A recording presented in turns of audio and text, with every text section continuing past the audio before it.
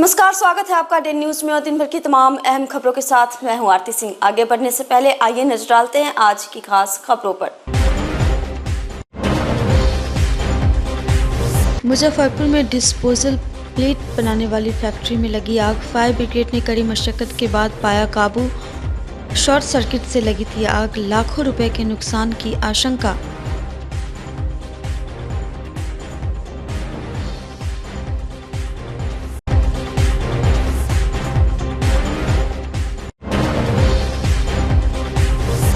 कोहरे ने ली जान, तेज रफ्तार कार की पेड़ से टक्कर, 2 युवकों की मौत।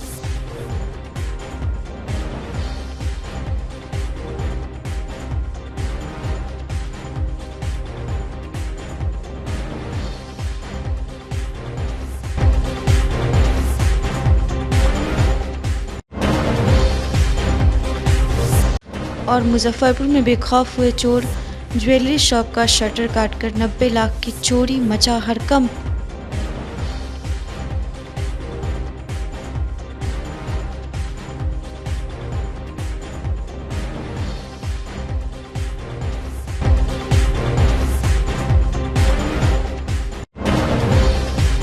तो ये थी सुर्खियां और अब खबरें विस्तार से। मुजफ्फरपुर में एक पत्ता डिस्पोजेबल प्लेट फैक्ट्री में आग लगने से हड़कंप मच गया। घटना सदर थाना क्षेत्र के NH 28 स्थित दिघरा की है, जहां एक प्लेट बनाने वाली फैक्ट्री में इतनी भीषण आग लगी जिससे मुजफ्फरपुर, समस्तीपुर, हाजीपुर समेत कई जिलों से अग्निशमन की गाड़ियों को आग बुझाने के लिए बुलाया गया। कई घंटों की मशक्कत के बाद आग पर काबू पाया जा सका। इस दौरान मौके पर अफरा तफरी का माहौल रहा। फायर ब्रिगेड की टीम को आग बुझाने में पसीने छूट गए। बताया जा रहा है कि देर रात करीब 12 बजे शॉर्ट सर्किट की वजह से आग लगी है। दिघरा NH से सटे सिद्धि विनायक प्लेट फैक्ट्री में यह घटना हुई। सूचना मिलने पर अग्निशमन की कई गाड़ियां आग बुझाने में जुटी रही। आग पर काबू पाने के लिए अग्निशमन की गाड़ियों के अलावे JCB भी मंगाई गई। रेजिडेंशियल इलाके में भीषण अगलगी के कारण लोग काफ़ी डरे हुए थे। वहीं अगलगी की इस घटना को लेकर फायर ऑफिसर विनय कुमार सिंह ने बताया कि प्रथम दृष्टया शॉर्ट सर्किट से आग लगने की बात सामने आ रही है। हालांकि इस घटना के पीछे फैक्ट्री संचालक की लापरवाही दिख रही है। इस फैक्ट्री में अग्निशमन से जुड़ी ऑडिट नहीं करवाई गई, न ही किसी तरह का आदेश लिया गया। बिना NOC के रेजिडेंशियल इलाके में बिना सुरक्षा के फैक्ट्री चलाई जा रही थी। 1 बजे के करीब में आग का तो कोई पता नहीं ये कैसे लगा है। और जब लोग जगे हैं उसके बाद पता चला है तो फायर को कॉल किया गया है। तब तक 112 की टीम आई थी। उसके बाद 112 वालों ने भी कॉल किया है फायर ब्रिगेड को। फायर ब्रिगेड टाइम पर ही आई है, लेकिन थोड़ा सा लेट करके आई है। 1 ही बजे रात में लगी आग? हाँ, 1 बजे। अगर थोड़ा सा ऑन टाइम अगर होते तो शायद इतना ना होता। किस चीज़ की फैक्ट्री है? पेपर प्लेट की। और जिसमें लोग भी मौजूद थे उस समय? 4 लोग मौजूद थे, लेकिन सब लोग बाहर हैं। अभी कोई किसी का सुरक्षित है सब लोग? सब सुरक्षित। क्या नुकसान का आंकड़ा है लगभग? अभी तो आग बुझने के बाद एक अंदाज कोई अंदाजा नहीं है भैया। एक बार देख लेते हैं, जाने के बाद अंदर आग बुझने के बाद उसके बाद ही बता पाएंगे कि क्या। मशीन वगैरह भी जल गया? हाँ, मशीन भी जली है। प्लेट वगैरह बनता था यहाँ? जी, पेपर प्लेट बनता था। लगभग क्या नुकसान क्षति माना जाएगा, अनुमान बता दीजिए। कोई अनुमान नहीं है, जब तक देखेंगे नहीं तब तो बता नहीं पाएंगे। हो गया यह सिद्धि विनायक पत्ता फैक्ट्री है। इसमें रात करीब 12 बजे के आसपास शॉर्ट सर्किट से आग लगने की सूचना प्राप्त हुई। सूचना उपरांत हम लोग आए, तुरंत सदर थाना अध्यक्ष और फायर ब्रिगेड को सूचित किया गया। आग इतनी भयावह थी कि अभी तक आग पर काबू नहीं पाया गया। लगातार अग्निशमन विभाग की गाड़ी यहाँ पर आकर रात भर प्रयास कर रही है। अभी भी 10 गाड़ियाँ लगी हुई है और सिलेंडर भी इसमें था। क्योंकि घटना बहुत बड़ी नहीं घटी, अगर सिलेंडर विस्फोट होता तो ये रिहायशी इलाका में बहुत बड़ी घटना घट सकती थी। NH कितना है? NH 28 है और बगल में एशियन पेंट के गोदाम में भी पहले घटना घटी थी। हम लोग मांग करते हैं जो यहाँ पर कम से कम प्रशासन द्वारा भारत पेट्रोलियम तेल डिपो पर 2 अग्निशमन का गाड़ी परमानेंट रखा जाए, ताकि यह रिहायशी एरिया है। बगल में भारत पेट्रोलियम तेल डिपो है, इंडियन ऑयल गैस प्लांट है, कभी भी हादसा हो सकता है। यहाँ बीघा में फैला हुआ है फैक्ट्री? ये फैक्ट्री करीब 3 बीघा से ऊपर में फैला हुआ है। सभी में आग लगती है? पूरा में आग लगकर जमीन जोत हो चुका है। पता चल पाया? शॉर्ट सर्किट का पता चल रहा है जी, आग लगने का शॉर्ट सर्किट। फायर की टीम लगी भी है? हाँ, लगी हुई है। अभी भी आग पर काबू नहीं पाया गया। यहाँ पर 12:55 में सूचना मिली कि दीघड़ा में मैंने कि पेपर प्लेट में आग लग गई है। तो Siddhi Vinayak paper cup plate जो बनाने वाला थाली, तो उसी का ही फैक्ट्री है। इसी में देख रहे हैं, यहाँ पर पहुँचे तो देखे कि आग एकदम लगा हुआ है भयंकर रूप से। हम लोग फिर यहाँ पर और गाड़ी को भी मंगवाए हैं, यहाँ पर हाजीपुर से भी, महुआ से भी, यहाँ से भी 8 गाड़ी, मुजफ्फरपुर का भी, हाँ सभी गाड़ी कार्यरत है और काम कर रही है। अंत में देखे कि आग को कंट्रोल लॉ को कर लिए हैं, लेकिन जो अंदर में धुआं है उसको कंप्लीट नहीं, जब तक जेसीबी नहीं आता। फिर जेसीबी आया है 6 बजे, 6 साढ़े 6 में जेसीबी आया, वो लगातार अब काम कर रहा है। इसको काम करने में अभी कम से कम 2-2.5 घंटा लगेगा, तो अभी पूर्ण रूप से। आग बहुत भीषण थी। हाँ, आग तो बहुत भीषण थी। लगभग कितने फायर की टीम आप गाड़ी आई है यहाँ पर आपकी? 10 गाड़ी, छोटी बड़ी। तो 10 गाड़ी आई है। हाँ। आग लगने का कारण पता चला? हाँ, बिजली शॉर्ट सर्किट है। फायर सेफ्टी के लिए फैक्ट्री वगैरह में लगा हुआ था, इससे जांच? नहीं, इसमें कोई नहीं लगा हुआ था। जांच कर रहे हैं इसको लेकर? हाँ, जांच करने के लिए आए थे, तो लेकिन उसमें करने नहीं दिए थे उस समय। पहले आए थे इसमें, करने नहीं दिया गया? नहीं। अच्छा, क्या रीजन रहा? नहीं, यानी कि इसमें कहते हैं कि कुछ नहीं लगेगा, इसमें सिलेंडर खाली लगेगा। इसमें लगेगा 1-1.5 लाख का टैंक लगेगा, हाइड्रेंट सिस्टम लगेगा। इतना बड़ा फैक्ट्री है तो इसमें लगेगा। किस चीज़ का फैक्ट्री है ये? पेपर का प्लेट थाली बनाने वाला। आगे सब रेस्क्यू जारी है? हाँ, रेस्क्यू जारी है। मुजफ्फरपुर के साहिबगंज में एक बार फिर युवक का शव मिलने से हड़कंप मच गया है। साहिबगंज थाना क्षेत्र के रजवाड़ा के पास शतपूर्वा स्थित शंकर पांडे के पोखर में एक युवक का शव मिलने के बाद सनसनी फैल गई। काफी मशक्कत के बाद शव को शनिवार की शाम बाहर निकाला गया। शव की पहचान नहीं हो सकी है। शव के बदबू से ऐसा प्रतीत हो रहा था कि 3-4 दिनों पहले का है। मृतक शर्ट स्वेटर पहने हुआ अर्धनग्न अवस्था में था। सूचना पर दल बल के साथ पहुंचे दरोगा महादेव पाल ने छानबीन करने के बाद पोस्टमार्टम के लिए SKMCH भेज दिया। शव की पहचान हेतु वहां 72 घंटे रखा जाएगा। लोगों में चर्चा है कि पोखर काफी जंगल में अवस्थित है। आशंका है कि किसी ने हत्या कर ही शव को फेंका है। फिलहाल पुलिस जांच कर रही है। यहाँ भीड़ होने का कारण है कि यहाँ पोखर है ना, चौर बहुत बड़ा चौर है। उस पोखर में लाश था। खराई काटने वाला जनी जात लोग गया, लेडीज लोग देखा तो बोला, पुलिस आया, पुलिस को खबर किया गया, पुलिस आ गया, लाश निकाल लिया गया है। अनजान लाश है, लाश का पहचान नहीं हो रहा है। आई लाश 2-4 दिन का सड़ा हुआ लाश है। लाश बरामद हुआ है शंकर पाड़े के पोखर से। सजोरा पोखर बोलता है, रजवाड़ा गांव में पड़ता है। ग्रामीणों द्वारा सूचना मिला कि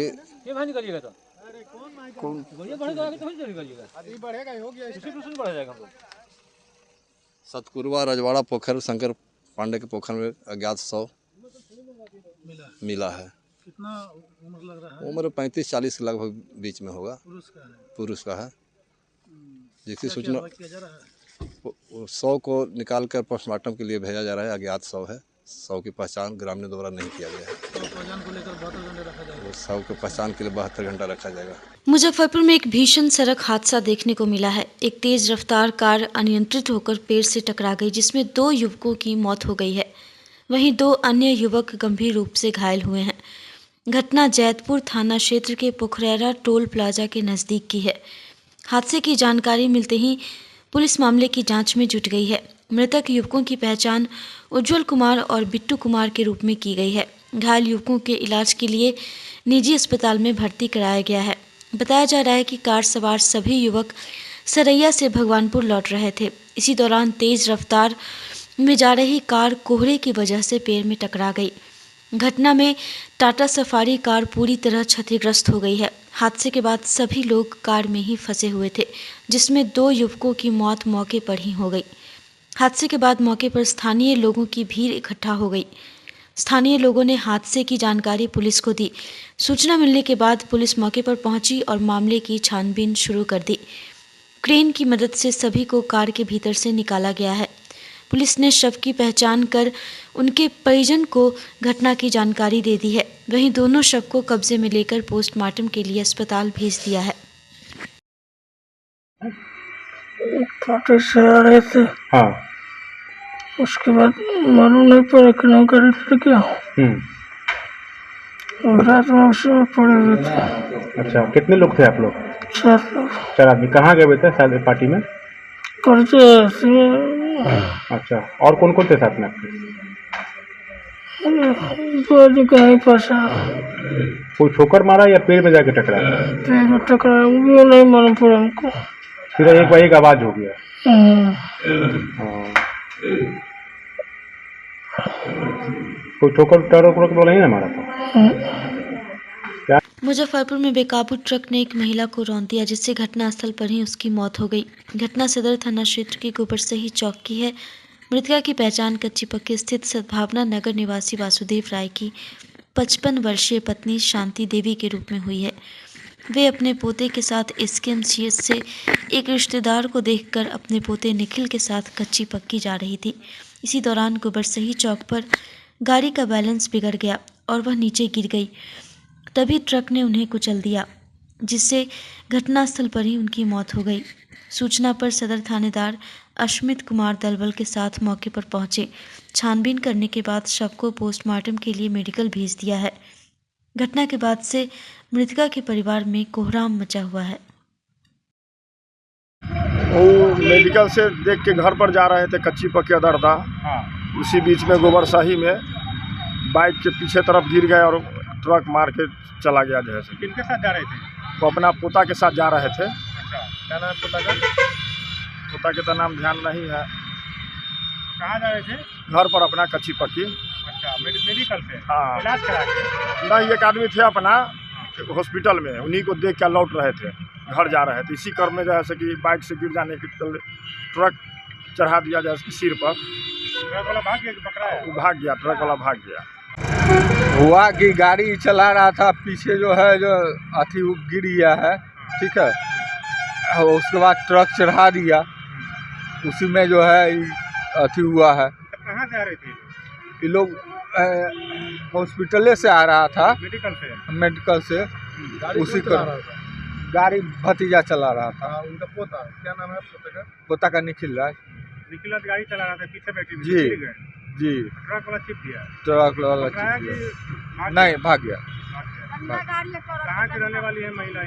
ये सद्भावना नगर कच्ची पक्की रोड अतरदा। मुजफ्फरपुर में चोर बेखौफ हो गए हैं। चोरों ने एक ज्वेलरी दुकान को निशाना बनाते हुए दुकान से करीब 90 लाख की ज्वेलरी पर हाथ साफ कर दिया। चोरी की घटना का पता चलते ही बाजार में हड़कंप मच गया है। घटना अहियापुर थाना क्षेत्र के पुरानी 0 माइल मेडिकल रोड स्थित श्री राम अलंकार ज्वेलर्स की है। दरअसल शुक्रवार देर रात दुकान का शटर काटकर चोर अंदर घुसे और फिर तिजोरी को काटकर ज्वेलरी चोरी की और फरार हो गए। घटनास्थल से करीब 200 मीटर की दूरी पर एक सुनसान जगह सोने और चांदी के सभी सामान निकाल लिए और उसका खाली डब्बा छोड़कर फरार हो गए। सूचना मिलने पर डॉग स्क्वाड की टीम के साथ पुलिस पहुंची और मामले की जांच शुरू कर दी। जानकारी के अनुसार चोरों ने दुकान के लॉकर में रखे 25,000 की नकदी समेत 7,500 ग्राम सोना और 17 केजी चांदी के गहने की चोरी की है। आपको बता दें कि दुकान की ओपनिंग महज 3 महीने पहले ही हुई थी और दुकानदार मूल रूप से डॉक्टर कॉलोनी भिखनपुर का रहने वाला है।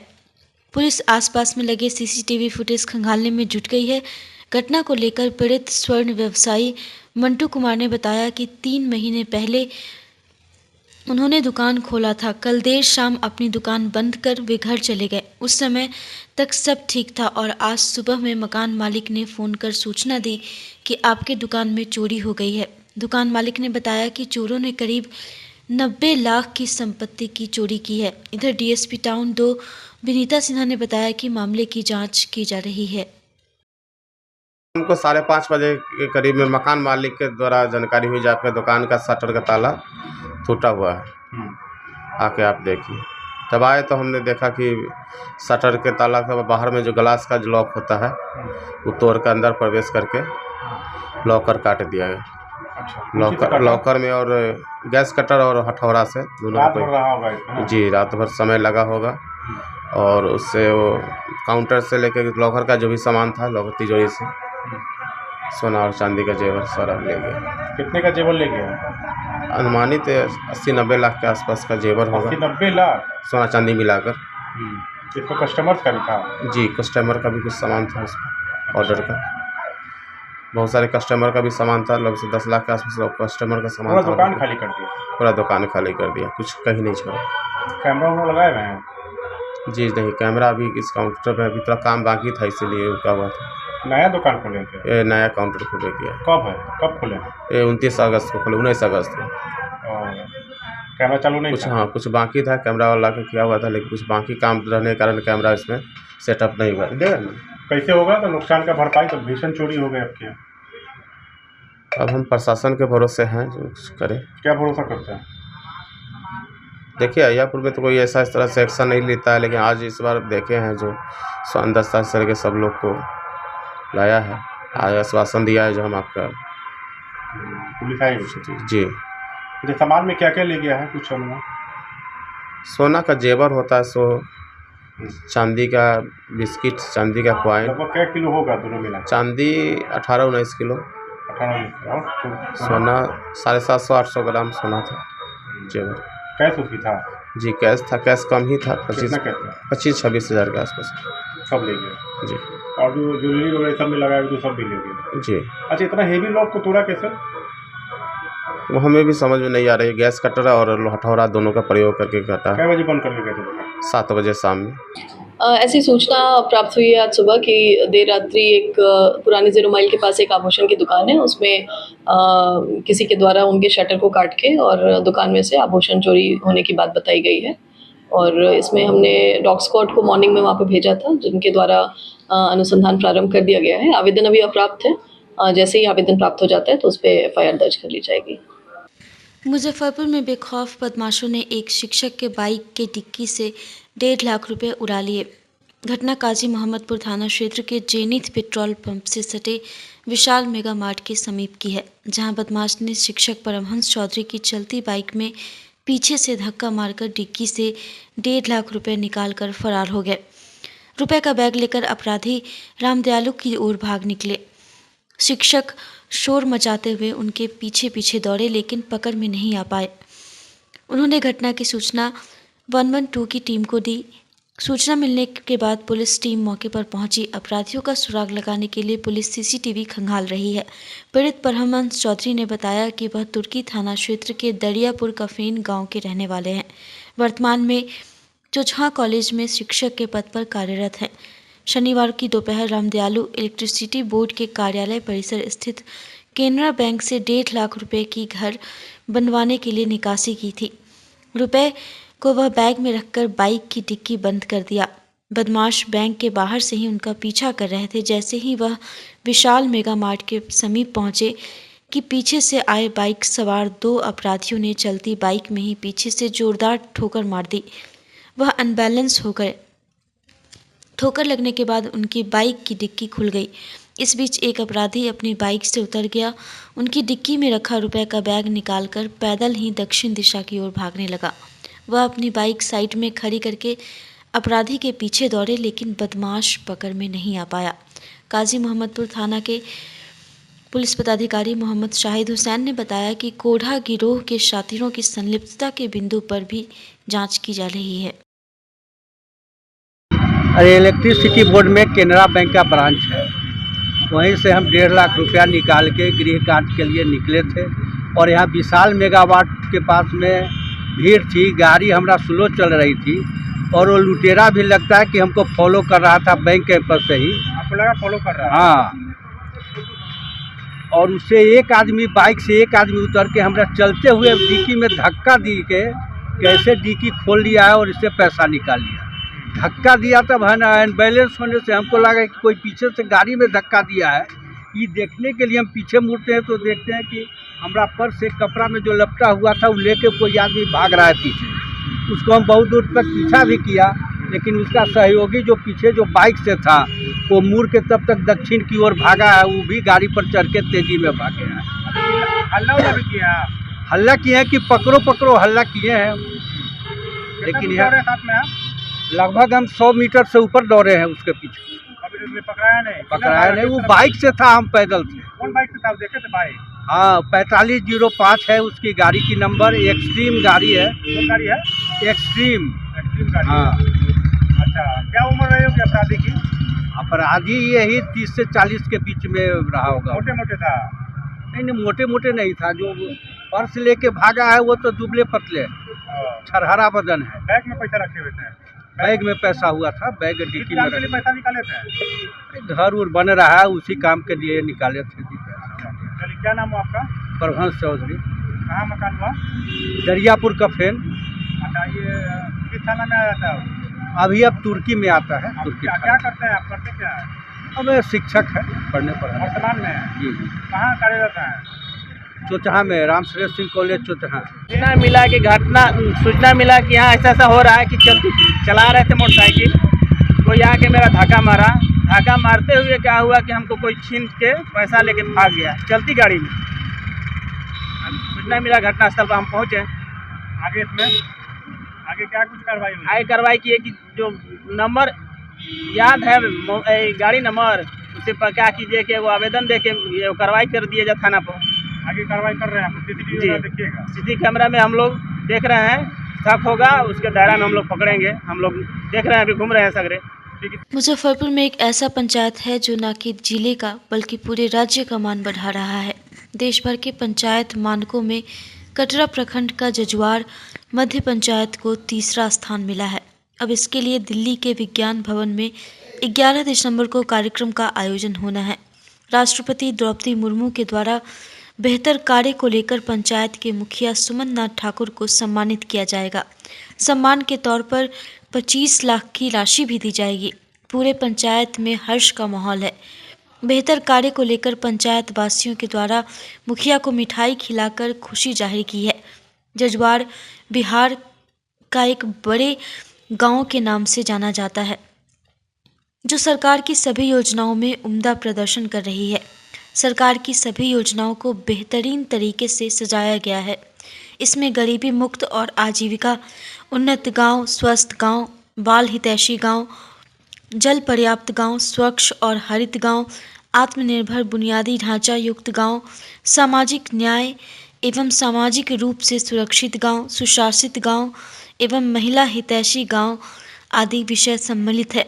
पूर्व में बेहतर कार्यों से उत्साहित होकर कई बार राज्य सरकार के द्वारा पंचायत के मुखिया सुमन नाथ ठाकुर को सम्मानित किया जा चुका है। उन्होंने यह श्रेय पंचायत की जनता को दिया है। बिहार के सिंदूर इलाके में भी जमीनी स्तर पर न केवल लोकतंत्र मजबूत हुआ, बल्कि एक से बढ़कर एक सुविधाएं ग्रामीणों को मिलने लगी हैं। ये 11 तारीख 2024 के दिसंबर में शाम 4 बजे माननीय महोदया राष्ट्रपति के द्वारा सम्मानित हम लोग 27 मुखिया होंगे, जिसमें 3 मुखिया बिहार से हैं। एक परथू है नालंदा ज़िला, एक जहानाबाद ज़िला है आपको पुनड्डा पंचायत है जहानाबाद ज़िला में, और एक मुजफ्फरपुर ज़िला के जजुआर मध्य पंचायत जो मेरा है। तीनों आदमी को हम लोग को अलग अलग थीम में तीनों आदमी को तीसरा स्थान आया है। और इसके लिए मैं अपने पंचायती राज जो हमारे मंत्रालय बिहार सरकार है या ज़िला है, जितने भी हमारे पंचायती राज पदाधिकारी हैं और हमारे गांव के जितने भी सम्मानित लोग हैं, सर्वप्रथम तो ये पुरस्कार के हकदार जो है हम तो लाने जाएंगे, लेकिन हकदार हमारे ग्रामीण हैं, हमारे पंचायतवासी जितने भी सम्मानित लोग हैं या हमारे पंचायतवासी हैं, सब लोग हैं इसके लिए सम्मानित। क्या क्या जैसे देखिए सारे हम लोग तो काम फोकस करते हैं जितने भी क्षेत्र हैं। जैसे हम लोग का अभी कूड़ा उठाव है, उसका अलग तरह से हम लोग का थोड़ा अपना डेवलपमेंट तरीके से उसका उठाव करते हैं, निष्पादन करते हैं, उसका शुल्क वसूली है, या फिर आंगनबाड़ी का सेंटर है, या फिर स्वास्थ्य है, या सुरक्षा है, या पंचायत भवन है, नारी का सम्मान है, जल का स्तर है, वृक्षारोपण है, खेल का जो अभी चल रहा है वो है। मतलब कि ETC हम लोग जितने भी हैं सब पे फोकस ज़्यादा से ज़्यादा कर रहे हैं और विकास का कोशिश कर रहे हैं। जो हर एक विभाग में हम लोग जितना भी सस्टेनेबल गोल 9 गोल में बांटा गया है, उस सारे गोल पे हम लोग जो है सो अच्छा से अच्छा काम करें और अच्छे से अच्छे हम जो अपने पंचायत को है आगे ले जाएं। और हमारा कोशिश रहेगा जो ऑल ओवर इंडिया में तो इस बार तीसरा स्थान है, अगले बार हमारा स्थान पंचायत का पूरे भारतवर्ष में प्रथम स्थान पुरस्कार लेके मेरा ग्राम पंचायत आया। और भी पंचायत मुखिया को क्या संदेश देंगे? सारे लोग अच्छे से कार्य करें और वो लोग भी, उन लोग को भी सम्मान मिले, यही मेरी रहेगी। कि मैं यशस्वी मुखिया जजुआर मध्य के उन्हें बधाई देता हूं कि पंचायत, प्रखंड, जिला और प्रमंडल कमिश्नरी को पूरे राज्य से जोड़ते हुए इन्होंने गौरवान्वित किया है। साथ ही इनमें बहुत सारी विशेषताएं हैं, लेकिन कुछ विशेषता जो मेरे मन में अभी भी उत्साहित मन को कर रहा है। सबसे ये खुशी का क्षण देखने को मिला है कि अंबेडकर के सिद्धांतों पर चलते हुए अति पिछड़े वर्ग के उत्थान के बारे में सतत चिंतित रहते हैं कि हमारे पंचायत में जो महादलित हैं, अति पिछड़े हैं, उनका विकास सरकार के निर्देशानुसार कैसे करें, जो वो सम्मानित हों और ऊपर बढ़ें। साथ ही महिलाओं के ऊपर भी बहुत ध्यान देते हैं, जो हम देश की नारी गौरवान्वित हो, खुशी हो, उनसे संबंधित सरकार के कार्यों का, पंचायत के कार्यों का जवाबदेही देते हुए उन्हें काम से जोड़ें, उनका मान सम्मान बढ़ाएं और पंचायत में भी संतुलन बनाए रखें। पंचायत में बहुत सारी विकास की योजनाओं का इन्होंने सृजन किया और उसको धरातल पर उतार के लोगों के बीच में यह दिखाए कि यह काम अति आवश्यक पंचायत के लिए है। और प्रशासनिक स्तर पर भी उनके द्वारा जो भी कोई गाइडलाइन दिया जाता है उस पर 100% उतरने का काम इन्होंने किया है। इसलिए बहुत सारी बात नहीं, लेकिन बाधी हुई शब्दों में मैं ऐसे मुखिया को आशीर्वाद देता हूं कि वो प्रगति और विकास के पथ पर निरंतर बढ़ता रहे। यही हमारी शुभकामनाएं हैं। भारतीय जनता पार्टी के संगठन पर्व के तहत शनिवार को मुजफ्फरपुर के मिठनपुरा स्थित एक निजी होटल के सभागार में जिला कार्यशाला का आयोजन किया गया। इस कार्यशाला में जिलाध्यक्ष रंजन कुमार सहित भाजपा के विधायक एवं प्रदेश पदाधिकारी मौजूद रहे। कार्यक्रम का शुभारंभ दीप प्रज्वलित कर किया गया। मौके पर भाजपा के जिलाध्यक्ष रंजन कुमार ने बताया कि भाजपा का राष्ट्रीय स्तर पर संगठन महापर्व चल रहा है। इस संगठन महापर्व के अंतर्गत हम लोग प्राथमिक सदस्य बनाने का काम किए, उसके बाद सक्रिय सदस्य बनाने का काम किया। अब हम मंडल गठन की दिशा में बढ़े हैं। इस मंडल गठन के लिए हम लोग बूथ कमेटी के गठन का काम कर रहे हैं और जब तक हमारा बूथ कमेटी हर एक मंडल में 50% से अधिक गठित नहीं हो जाएगा, हमारा वह मंडल गठित नहीं होगा। अगर जिले में 50% मंडल का गठन नहीं होगा तो जिले का गठन नहीं होगा। लेकिन खुशी की बात है कि हम लोग तेज़ी से काम कर रहे हैं और 15 दिसंबर तक सभी मंडल का गठन हो जाएगा।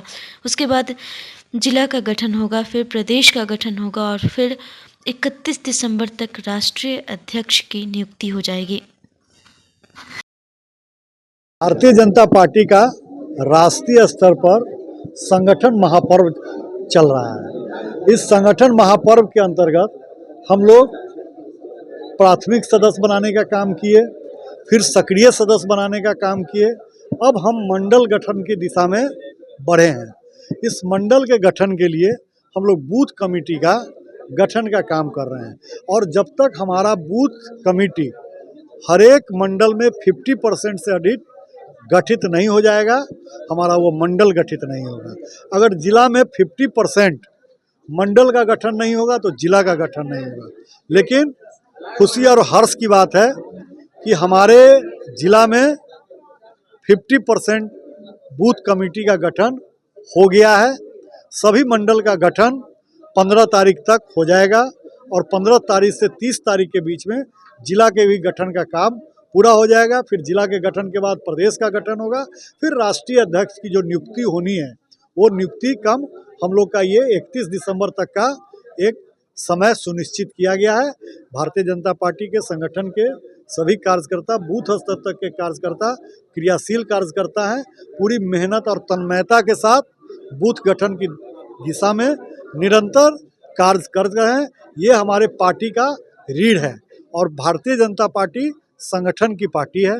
संगठन यहाँ नेता बनाता है, तो निश्चित तौर पर हम लोग संगठन करके नेता बनाते हैं और नेता हमारे राष्ट्र के निर्माण में अपना योगदान देते हैं। देश में भारतीय जनता पार्टी के संगठन में ये नियम है कि राष्ट्रीय अध्यक्ष से लेकर के बूथ अध्यक्ष तक लगातार 2 बार बनता है, तीसरी बार कोई नहीं बनते हैं। न राष्ट्रीय अध्यक्ष तीसरी बार बनते हैं, न बूथ अध्यक्ष तीसरी बार बनता है। तो मेरा भी 2 साल का कार्यकाल पूरा हो रहा है और आपने जो पूछा उसका जवाब ये है कि भारतीय जनता पार्टी में हमारा क्या अगला दायित्व होगा ये शीर्ष नेतृत्व तय करता है। हमारा क्या दायित्व होगा ये शीर्ष नेतृत्व तय करेगा। शनिवार को इनरविल लिच्छवी के द्वारा मुजफ्फरपुर के SKMCH स्थित भामाशाह कैंसर हॉस्पिटल में 51,000 रुपये चेक, 50 कंबल, फ्रूट डोनेट किया गया। मृदुला रानी के द्वारा अस्पताल प्रबंधन को 51,000 का चेक प्रदान किया गया। क्लब के सदस्यों ने बताया कि समय समय पर इनरविल लिच्छवी अस्पताल की हर ज़रूरत को ध्यान में रखकर सहयोग करता रहा है। आज डॉक्टर प्रेरणा, मृदुला रानी और प्रेरणा का पूर्ण सहयोग रहा। मौके पर अध्यक्ष लवली साहू, मीरा श्रीवास्तव, पिंकी सिन्हा, प्रेरणा नाथ, संजीव मानसी, डॉक्टर मीरा चौधरी सहित अन्य क्लब के सदस्य मौजूद थे।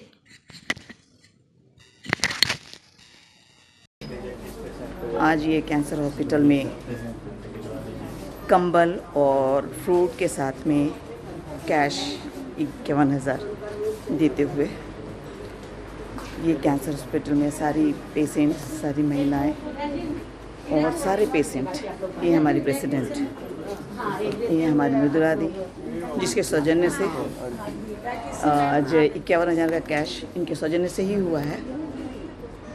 और ये हमारी मेंबर, बाकी डॉक्टर प्रेरणा और के सौजन्य से भी कुछ एक कंबल है, 10 एक कंबल है उनका भी।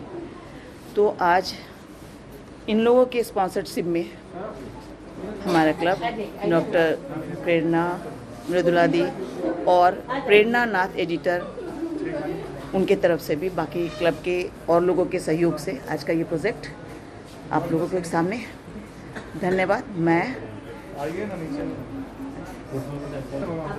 पीपी मीरा श्रीवास्तव, पिंकी, लवली, मीरा दी, मानसी, प्रेरणा, मृदुला दी, डायटिशियन यहाँ की, संजीव जी एंड कौशल वर्मा, रघु। मुजफ्फरपुर के मुशहरी प्रखंड स्थित Dashrath Prasad Singh institute of education के सभागार में Dashrath Prasad Singh institute of teachers education एवं Dashrath Prasad Singh institute of health education के संयुक्त तत्वावधान में शनिवार को नूतन छात्र अभिनंदन समारोह का आयोजन किया गया। यह आयोजन BSc nursing, DLED, ANM, GNM के नए सत्र के छात्र छात्राओं के स्वागत में आयोजित किया गया। समारोह का उद्घाटन Dasharath Prasad Singh group of institution के सचिव राजीव कुमार ने किया। दीप प्रज्वलित कर समारोह का उद्घाटन करते हुए उन्होंने कहा कि DLED के छात्र समाज को शिक्षित बनाते हैं, वहीं नर्सिंग के छात्र समाज को बीमारी से बचाते हैं। इस मौके पर महाविद्यालय के छात्र छात्राओं ने रंगारंग सांस्कृतिक कार्यक्रम प्रस्तुत किया। इस मौके पर संस्थान के executive director Amit Kumar, Rajesh Bharti, Shivam Kumar, professor Tarun Dev, professor Ashish Gaurav, professor Sonali Singh, Adarsh Kumar मौजूद थे। मंच संचालन प्रोफेसर शिवानी ने किया। मुझे बहुत अच्छा लगा प्रोग्राम। फ्रेशर्स पार्टी है तो फ्रेशर्स पार्टी में तो एंजॉय होता है और मैं आज बहुत खुश हूँ क्योंकि मैं सीनियर बनने जा रही हूँ। क्या चीज़ की तैयारी कर रहे हैं आप? मैं GNM कर रही हूँ। मैं GNM सेकेंड ईयर में हूँ। कैसे पता चला यहाँ क्या एडमिशन के लिए कैसे पता चला? मुझे मेरी कज़न यहाँ पे एडमिशन की हुई है तो उन्होंने मेरे को बोला कि तू अभी तेरा 12th हुआ है तो तुझे भी अगर नर्सिंग करना है तो तू नर्सिंग कर सकती है। मैंने बोला ठीक है मैं कर लेती हूँ। ऐसे भी 12th के बाद मैं फ्री ही थी तो मैंने बोला फिर मुझे ग्रेजुएशन भी करना है। तो उन्होंने बोला ग्रेजुएशन क्या करोगी, तू ना GNM कर ले, वो भी ग्रेजुएशन लेवल का ही होता है, उसके बाद तू आगे का BSc कर लेना। तो मैंने बोला अच्छा ठीक है ये भी सही है, मैं कर लेती हूँ। पढ़ाई अच्छा होता है, सबका अच्छा है, सब कोई बहुत पोलाइट है। अगर आप जितना क्वेश्चन करोगे वो लोग उतना बार एक्सप्लेन करते हैं। मैं घर तो बेगूसराय में बट मैं यहाँ रूम लेके रहती हूँ। मुख्य रूप से DPS ग्रुप ऑफ इंस्टीट्यूशन में यह पहली पहल रही कि हम लोग इसके पहले BEd DLEd का ओरिएंटेशन करते थे, लेकिन ये सारे ग्रुप के अंदर ये BSc नर्सिंग ANM GNM, तो हम लोग की एक सोच उभरी कि सब लोग को साथ मिलकर एक नया प्रयोग करें ओरिएंटेशन का। तो इसमें 5 सत्र के लोग बच्चे काम कर रहे हैं, जैसे BSc नर्सिंग का है, ANM का, GNM का, DLEd का है। लेकिन एक प्रयोग था, लेकिन आज कार्यक्रम देख के लगा कि शिक्षा संस्थान में कोई बंधन नहीं रहता है कि ये फलाना विभाग है, फलाना विभाग है। सबको एक डोर में बांधना शिक्षा सिखाता है। और सांस्कृतिक कार्यक्रम के द्वारा हमारी ये सोच थी कि लोगों को संस्कृति के प्रति, अपनी परंपरा के प्रति लोगों को हम जागरूक करें। और आज यह कार्यक्रम देख के लग रहा है कि यह प्रयोग आगे आने वाले दिनों में हम लोग एक साथ सामूहिक रूप से मिलके ANM हो, GNM हो, BCA हो, MCA हो, जिनका भी हो, एक बड़ा सा आयोजन करेंगे। यही हम लोग की सोच थी। यह प्रयोग था जिसमें आज हम लोग पूरी तरह सफल हुए। यह भीड़ बता रही है और यह बच्चों का उत्साह बता रहा है कि कार्यक्रम की सफलता, यह कितना सफल हुआ है यह आयोजन। कॉलेज में क्या किस चीज़ का तैयारी करवाया जाता है? कॉलेज में यहाँ जैसे नर्सिंग की पढ़ाई होती है, ANM GNM की जान रहे हैं, और DLEd में हम लोग मुख्यतः शिक्षक बनाते हैं। जैसे BEd की पढ़ाई होती है, जो ओरिएंटेशन पिछले दिनों हुआ DLEd में, तो यहाँ से लोग जाते हैं प्राइमरी मिडिल स्कूल में टीचर बनते हैं। ये ट्रेनिंग 2 वर्षों का होता है DLEd का, और यहाँ से जो लोग निकलते हैं फिर CTET निकालते हैं, फिर BPSC निकालते हैं और टीचर होते हैं। अभी तक की उपलब्धि है कि ये जब से हम लोग के यहाँ BEd और DLEd का पाठ्यक्रम है, यह 15-16 से तब से लेके अभी तक इस महाविद्यालय ने 400 से अधिक शिक्षकों को पैदा किया है। और हम लोग जो प्रशिक्षण दिए हैं यहाँ से जाके विभिन्न जगहों पर, बिहार के विभिन्न प्रांतों में, अररिया हो, पूर्णिया हो, मधुबनी हो, पटना हो, गया हो, सब जगह से बच्चे फ़ोन करते हैं कि हम आपके विद्यार्थी, हम आपके महाविद्यालय से, और तब जाके फक्र होता है कि हमने सही अर्थों में उनको शिक्षा दी है। उनको विद्यालय में ओरिएंटेशन प्रोग्राम DLEd के स्टूडेंट के लिए किया गया है। साथ ही साथ नर्सिंग के स्टूडेंट के लिए जो न्यू एंट्रेंट हैं उनको पूरे साल के अंदर में, पूरे अपने एकेडमिक क्यूरिकुलम के अंदर में क्या क्या पढ़ाई होगी, क्या इसके बारे में उनको जानकारी देना। चूँकि वो अभी जस्ट कॉलेज लेवल से या +2 लेवल से हमारे पास आए हैं और ये टेक्निकल एजुकेशन लेने आए हैं, तो इस प्रोग्राम के प्रति उनको सेंसिटाइज करने के उद्देश्य से हम लोग ये ओरिएंटेशन प्रोग्राम हर एक साल अपने महाविद्यालय में करवाते हैं, ताकि उनकी एकेडमिक जर्नी आगे ठीक ठाक से चले। बच्चों में काफ़ी उत्साह देखने को मिलता है। जी, जाहिर सी बात है, अभी बिहार में एज ए शिक्षक अपॉइंटमेंट का बहुत जोर है। नर्सिंग का भी बहुत छात्रों के प्रति उत्साह है, चूँकि इसमें जॉब अपॉर्चुनिटी बहुत उपलब्ध है। और ख़ासकर जब कोविड वगैरह हुआ था तो हमारा पूरा बिहार क्या पूरा देश ये पैरामेडिकल स्टाफ की कमी से जूझ रहा था। और DLEd जो बच्चे करते हैं वो प्राथमिक शिक्षक बनते हैं, जो हमको लगता है कि सबसे बेस लेवल के आर्किटेक्ट होते हैं समाज के।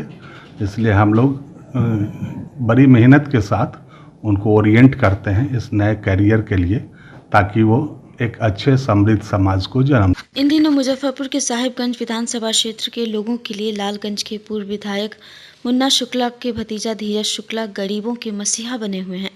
क्षेत्रों का भ्रमण कर जरूरतमंदों की आर्थिक मदद भी कर रहे हैं। बीते दिनों शुक्ला ने माधोपुर हजारी के पुष्कर हत्याकांड व मुहजम्मा में हत्याकांड को लेकर परिजनों से मिलकर 50-50 हज़ार रुपये आर्थिक सहायता की थी। इसी दौरान शनिवार को साहिबगंज के दरिया छपरा गांव में वे पहुंचे। बीते दिनों यहां सड़क दुर्घटना में 3 लोगों की दर्दनाक मौत हो गई थी।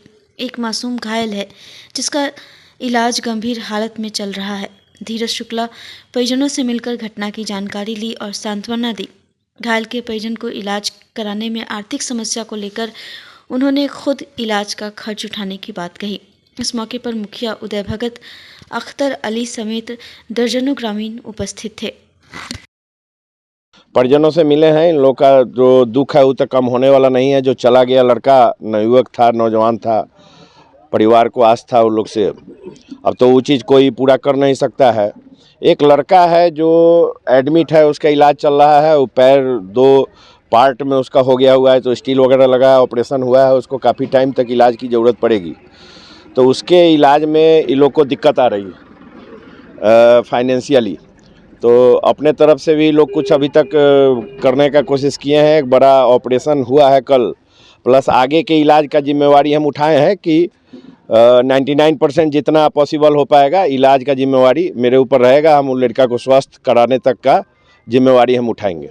इसका इन लोग को मदद करने का काम किए हैं। बाद बाकी एक जो यहाँ पे दामाद थे कि इनके आपके घर के, हाँ, तो उनकी बेटी है शादी करने के लायक, तो सरकारी मुआवजा तो उन लोग को मिलेगा ही, जो लोग मृत हो गए वो लोग का, लेकिन शादी उदी के टाइम में जो मदद का ज़रूरत पड़ेगा हम लोग उसमें भी करने का काम करेंगे।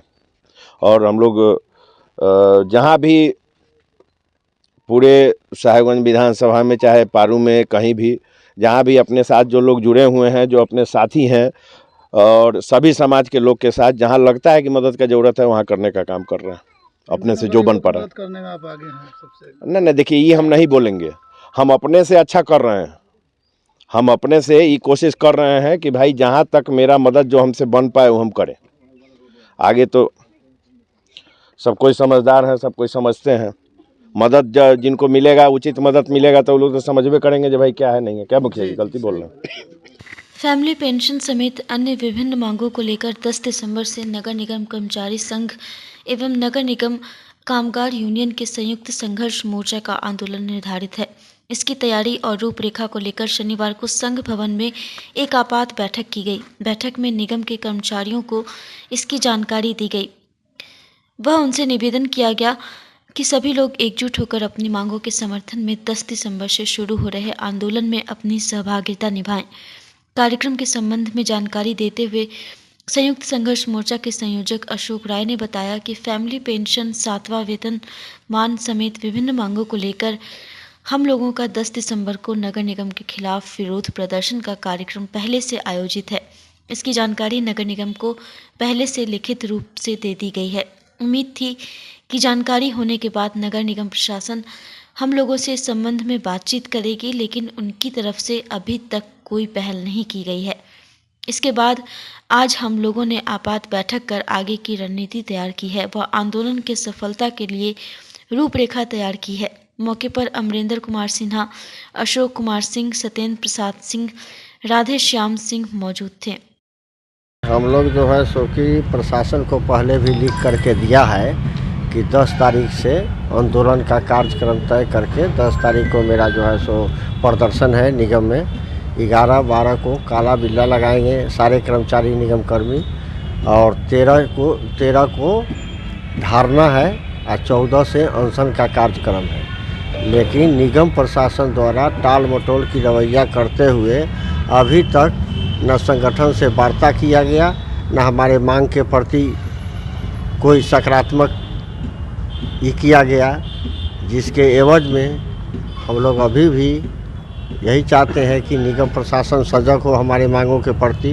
हमारा मांग है 7वां वेतनमान दिसंबर माह से दीजिएगा, तो उसका चिट्ठी निकाले कि दिसंबर माह से देंगे। ये संविदा कर्मी हैं, उनका वेतन बढ़ोतरी किया जाए। ये फैमिली पेंशन जो रुक गया है, जो बिहार भर में कहीं नहीं रुका है और यहाँ रुक गया है, जिससे वो लोग परेशान हैं। ये जितने चालक हैं इनको 25,000 वेतन दिया जाए, ये सब हम लोगों का मांग है। और निगम प्रशासन एकदम सोए हुए हैं, और नहीं तो अब हम लोगों को आंदोलन के लिए बाध्य होकर 10 तारीख को पूरे जोर शोर से निगम का घेराव और प्रदर्शन का कार्यक्रम करेंगे और नगर आयुक्त से मांग मानने के लिए मजबूर करेंगे, या नगर आयुक्त हम लोगों से वार्ता कर हमारी समस्या का समाधान कर देते हैं तो हम लोग आगे इस तरह का कार्यक्रम नहीं करेंगे। इसी की तैयारी आज समीक्षा बैठक की गई है और सारे कर्मचारी के बीच में ये सूचना आपके माध्यम से जा रहा है। यही कार्यक्रम है हम लोग। अशोक राय अध्यक्ष, मुजफ्फरपुर नगर निगम कामगार यूनियन संयुक्त मोर्चा का है। ये संयुक्त मोर्चा बन गया है, नगर निगम कर्मचारी संघ, नगर निगम कामगार यूनियन दोनों का संयुक्त मोर्चा बना है, जिसमें इधर अजय कुमार हमारे सेक्रेटरी हैं, उधर सत्येंद्र सिंह सेक्रेटरी हैं, तो ये सब संयुक्त मोर्चा बन के कि ताकि हमारा मोर्चा बंदी एकदम कामयाब रहेगा, एक कर्मचारी इधर से उधर नहीं जाएगा।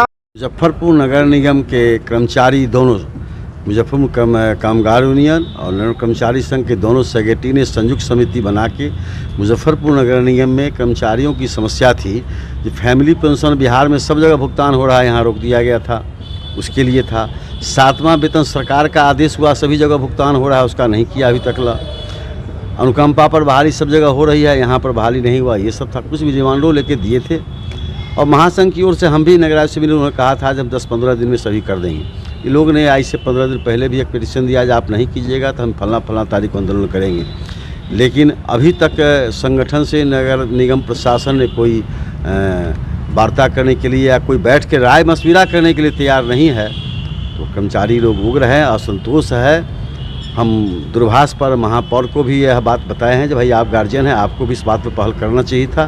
उन्होंने आश्वासन दिया जब बात करेंगे, अगर वह अभी सोमवार तक टाइम है, बात कर कुछ निराकर निकाल दिया तो ठीक है, नहीं निकालेंगे तो आज जो हमारे संयोजक का जो आह्वान है उस पर हम तमाम कर्मचारी जो कहेंगे अपनी मांग के लिए वहाँ रहेंगे और वार्ता होगी, जो वहाँ होगा निर्णय होगा। 21 सूत्री मांगों के समर्थन में आगामी 18 दिसंबर को बहुजन समाज पार्टी प्रखंड इकाई सरैया के नेतृत्व में मुजफ्फरपुर के सरैया प्रखंड मुख्यालय में ऐतिहासिक प्रदर्शन किया जाएगा। इसकी जानकारी शनिवार को बहुजन समाज पार्टी के जिला प्रभारी विजय कुमार ने देते हुए बताया कि 21 सूत्री मांगों को लेकर 18 दिसंबर को सरैया प्रखंड मुख्यालय पर ऐतिहासिक प्रदर्शन किया जाएगा, जिसमें 8 से 10 हज़ार लोगों के शामिल होने की उम्मीद है। उन्होंने बताया कि इस प्रदर्शन में पार्टी के केंद्रीय प्रभारी राज्यसभा सांसद इंजीनियर रामजी गौतम भी शामिल होंगे। इसके साथ प्रदेश के अध्यक्ष शंकर महतो, प्रदेश के प्रभारी अनिल पटेल समेत पार्टी के तमाम पदाधिकारी मौजूद रहेंगे। आगामी 18 दिसंबर 2024 को बहुजन समाज पार्टी प्रखंड इकाई सरैया के नेतृत्व में 21 सूत्री मांगों को लेकर ऐतिहासिक प्रदर्शन किया जाएगा, जिसमें पार्टी के केंद्रीय प्रभारी राज्यसभा सांसद इंजीनियर रामजी गौतम साहब भी रहेंगे। खास करके प्रदेश के प्रदेश अध्यक्ष माननीय शंकर महतो, प्रदेश के प्रभारी अनिल पटेल जी सहित तमाम हमारे पार्टी के पदाधिकारी रहेंगे। बिहार की सरकार वृद्ध, विधवा और विकलांगों के साथ घोर नाइंसाफ़ी और मजाक कर रही है। दिल्ली, हरियाणा, पंजाब, तेलंगाना में 6,000 रुपया पेंशन दिया जाता है, जबकि बिहार में महज 400 रुपया। वहीं बहन कुमारी मायावती जी के नेतृत्व में जब सरकार बनी यूपी में, तो वहाँ भूमिहीनों को 3 एकड़, 4 एकड़, 5-5 एकड़ ज़मीन दिया गया, जबकि बिहार की निकम्मी और नकारा सरकार अभी तक 3 डिसमिल ज़मीन भी गरीबों को नहीं दे पाई है।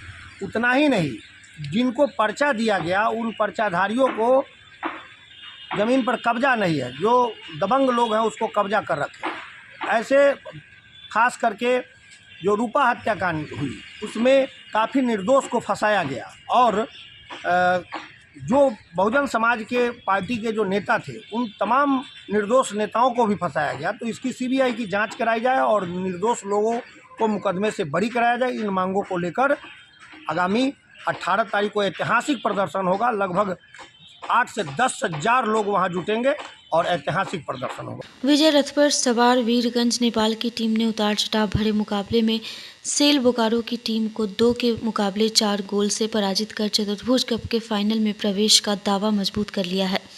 मध्यांतर तक नेपाल टीम को 1-0 की बढ़त हासिल थी। मैच में शानदार खेल के लिए विजेता टीम के आदित्य शाक्या को सर्वश्रेष्ठ खिलाड़ी का पुरस्कार दिया गया। शहीद खुदीराम बोस खेल मैदान में चल रही प्रतियोगिता के अंतर्गत खेले गए रोमांचक मुकाबले में नेपाल की टीम ने आदित्य शाक्या द्वारा 10वें मिनट में किए गए मैदानी गोल से बढ़त हासिल कर ली। इस गोल पर मध्यांतर छूटा। खेल के दूसरे हाफ में बोकारो की टीम ने आक्रामक खेल का प्रदर्शन किया, लेकिन 61वें मिनट में दाहिने छोर से डी एरिया के ऊपर मिले गेंद को राइट आउट राज चौधरी ने शानदार तरीके से माइनस किया, जो गोली को छकाते गोल पोस्ट में जा समाई। इससे नेपाल टीम की बढ़त 2-0 हो गई। हालांकि 4 मिनट बाद ही 66वें मिनट में बोकारो की टीम के स्ट्राइकर कैफ ने शानदार गोल कर स्कोर को 1-2 किया, जबकि 78वें मिनट में डैनियल हेमराज ने विरोधी टीम के डी एरिया में फंसे गेंद को गोल पोस्ट में उलझाकर स्कोर को 2-2 की बराबरी पर ला दिया। हालांकि नेपाल टीम ने पुनः 87 मिनट में आदित्य शाक्या द्वारा किए गए शानदार गोल की बदौलत 3-1 से बढ़त बनाए और अतिरिक्त समय में कृष्ण शाक्या के कॉर्नर किक से किए गए शानदार गोल की बदौलत मैच का स्कोर नेपाल के पक्ष में 4-2 हो गया। मैच के दौरान खतरनाक खेल के लिए 2 बार रेफरी को बोकारो टीम के खिलाफ पीला कार्ड दिखाना पड़ा। मैच में अरुण हंसदा, दीपक कुमार, मोहम्मद सलाम और नौशादुल हसन ने रेफरी की भूमिका में थे। बोकारो स्टील सिटी, बोकारो और वर्सेस बीरगंज यूथ एकेडमी के बीच खेला गया और दो चार के मुकाबले ये 4 गोल आपको नेपाल बढ़त में है और 2 गोल आपका ये है बोकारो स्टील सिटी, बोकारो झारखंड है। और ये टोटल जो 32 साल से इस टूर्नामेंट का आयोजन प्रभा जर्दा रत्ना इलायची वाले ही हैं और मैं नंदकिशोर आर्य प्रेसिडेंट इस टूर्नामेंट का। बहुत जानदार शानदार रहा। अभी इस सीज़न में, इस साल में इतना अच्छा मैच मैंने नहीं देखा और इसके लिए हम इस टूर्नामेंट के आयोजन समिति को बहुत बहुत धन्यवाद देता हूं, ताकि हम लोग को मनोरंजन का एक साधन और समय व्यतीत करने का अवसर देते हैं। पुनः एक बार मैं टूर्नामेंट के आयोजक को धन्यवाद देता हूं। आज की खबरों में बस इतना ही। कल फिर मिलेंगे कुछ नई खबरों के साथ। तब तक के लिए हमारी न्यूज़ टीम को दीजिए इजाज़त। नमस्कार।